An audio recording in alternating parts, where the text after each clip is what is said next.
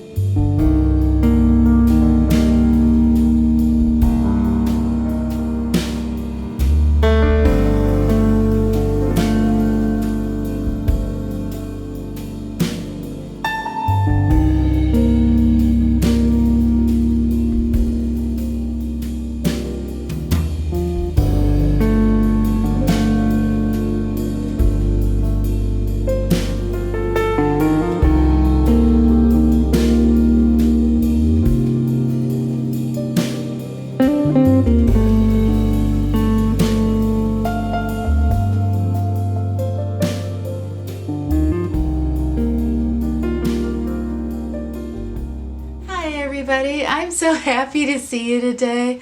I'm so glad you came back to see me and Cooper, and I hope you had a good week. I had a busy week.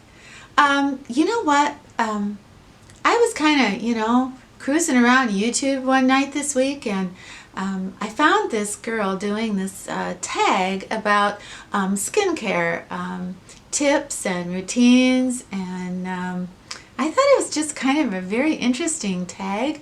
So it was really cute because she was like about 20 years old and she was talking about wrinkles. I just thought it was kind of cute.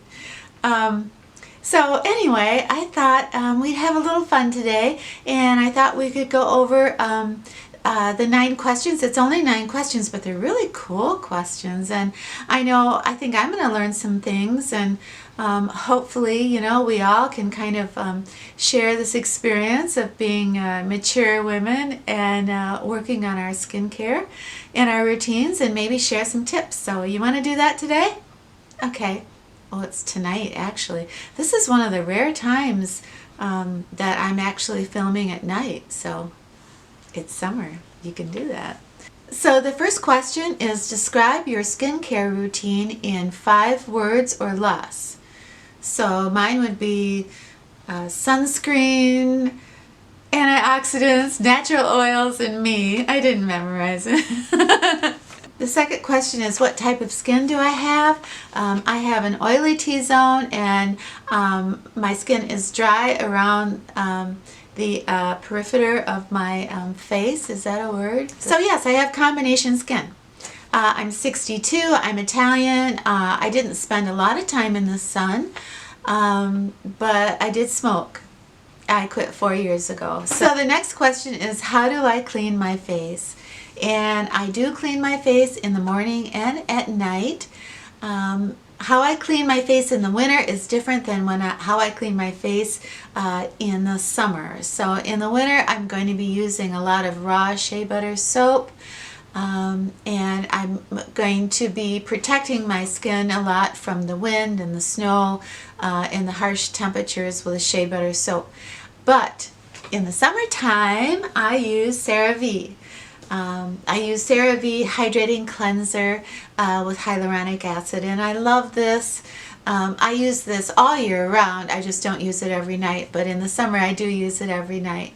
So the next question is, what is the most overrated product that you can think of? And overrated overrated product. I think I had very high hopes when I bought my Clarisonic.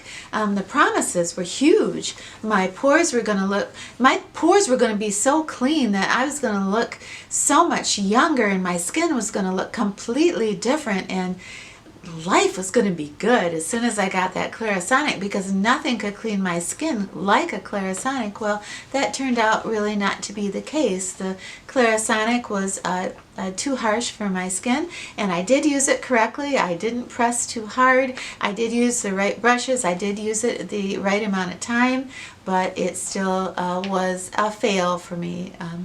What I do use is I use this, I'll put the name of this tool because I never can remember it, but it is a little sonic tool. There, it's saying hi. It's just it's like a sonic toothbrush, only a sonic facial cleanser for your face, and it gets you super clean. The other overrated product that I can think of is the gommages that I have tried, and I've tried some low-end ones and some high-end ones, and they always end up the same. They always seem to strip my skin of its natural oils, and it's just not good. And the thing about gommages is, you know, our dead skin cells are microscopic to us. So, you know, when we're doing our gommage and we're seeing, ooh, look at all the skin that's balled up, well, that's not really our skin, that's the product. But that's not to say that the gommage isn't taking away our dead skin cells. It is. It's just that what we're seeing on our fingers, that's not our skin, that's the product. So I think another product that is very underrated is the drugstore over-the-counter hydroquinone products that help fade age spots. And, you know, I'm not ready, you know, to have a laser treatment, and I know, you know, I have some freckles that are coming through.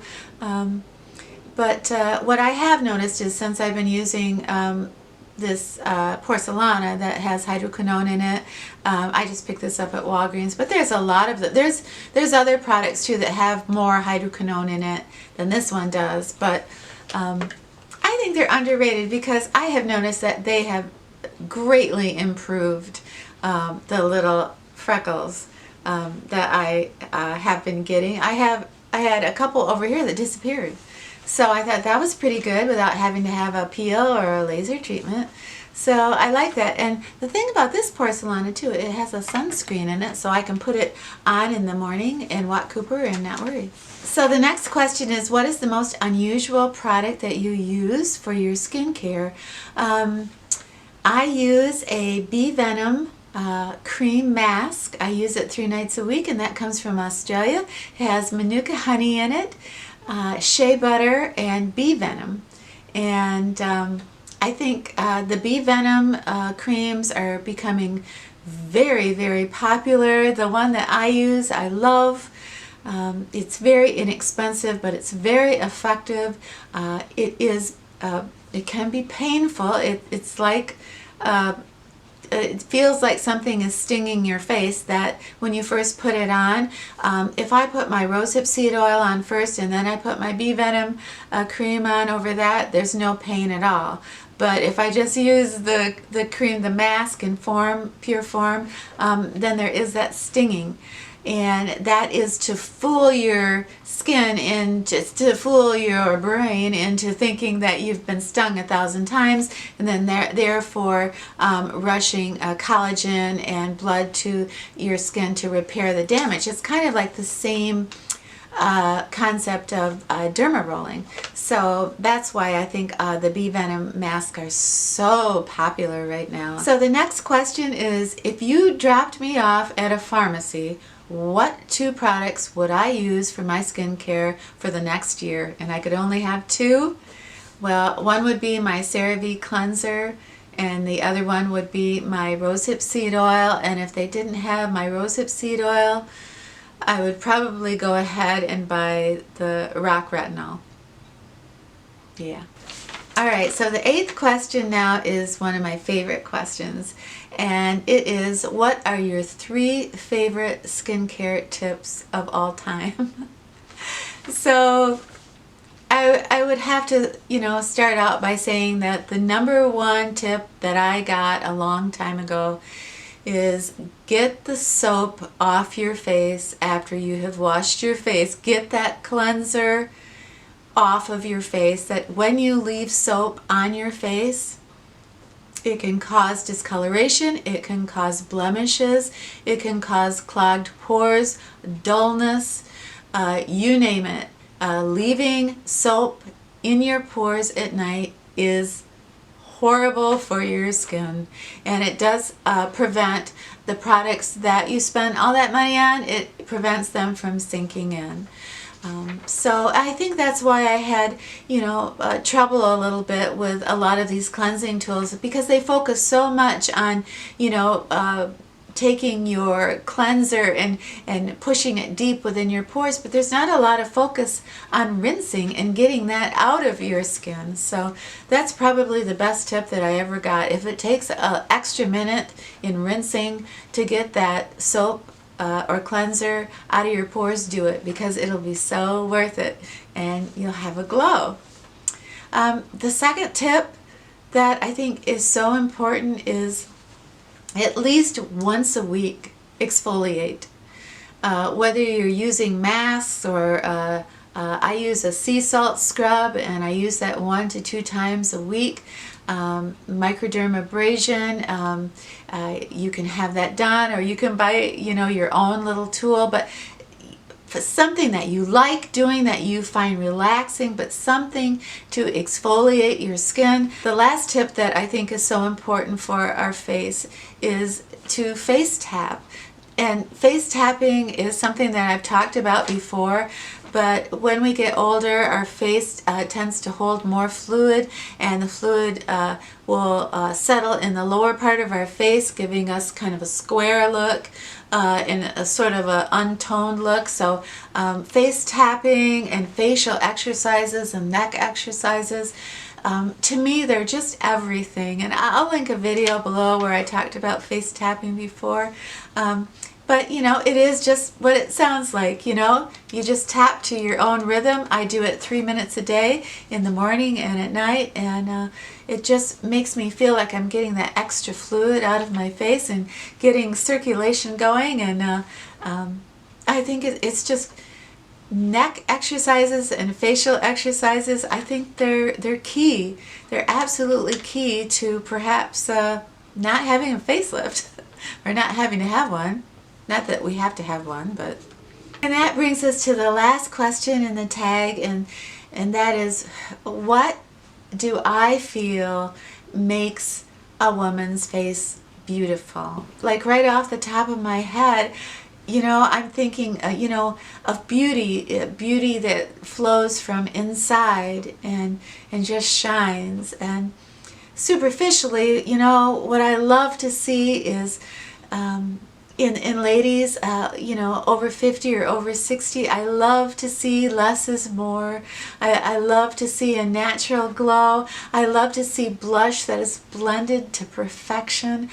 I love a bold lip on an older woman, but I love just lip gloss too. So I think most of all, I think the key when you're older to having a beautiful face is having a beautiful life, and happiness really is the best facelift. Oh, look at that. I love those shoes. Little elephants. That reminds me of the movie Moulin Rouge. I love that movie. That's my favorite movie musical of all time. So romantic.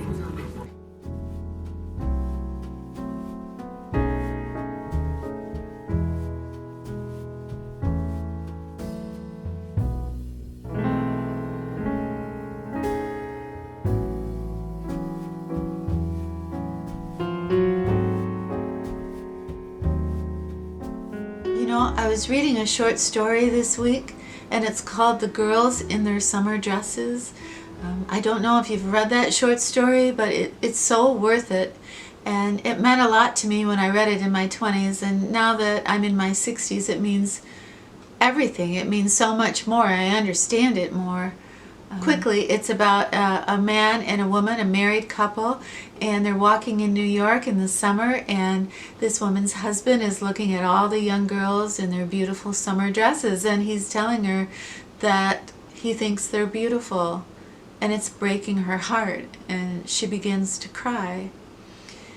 I remember when a friend of mine, we were going to the movies, and we saw the crowd lined up, and there were some beautiful young girls in the line, and my friend said to me, "You just wait, their time will come, their time will come." And you know, I didn't laugh, you know, because I thought to myself, this is their time, you know, that time of being young and pretty and having, you know, life by the tail. This is their time, it's their turn. And speaking for myself, you know, I had my turn, and I loved my turn at being young and spunky and having those pretty summer dresses.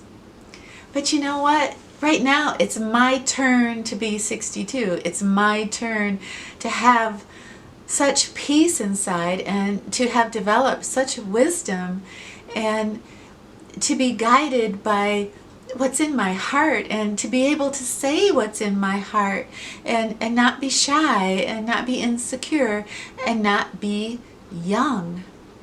You know, I've been dating someone for a little while now, and we were having a lovely dinner last Saturday night,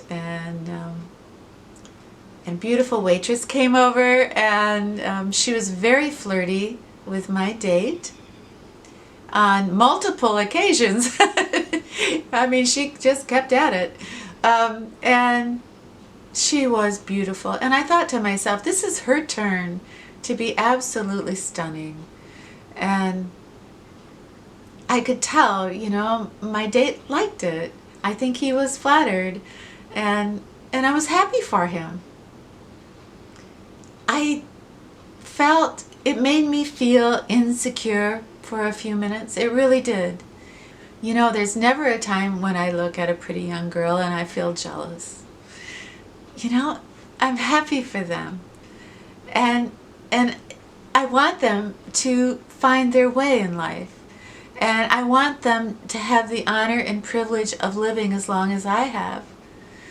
And also, to my neighbor who's 95, and she was kind of giving me the eagle eye the other night, and I was thinking to myself, is she thinking, her turn will come.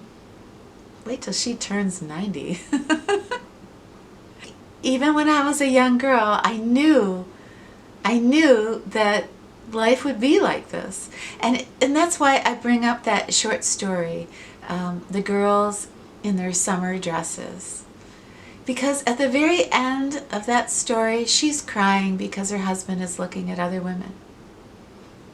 And she gets up, and she's in tears, and she's going to call a friend. And as she's walking to that phone, you know what? Her husband is thinking, damn, my wife is so pretty, and she has the most gorgeous legs. For my wife and loving partner, and for all the pretty girls in their summer dresses that make me appreciate you even more.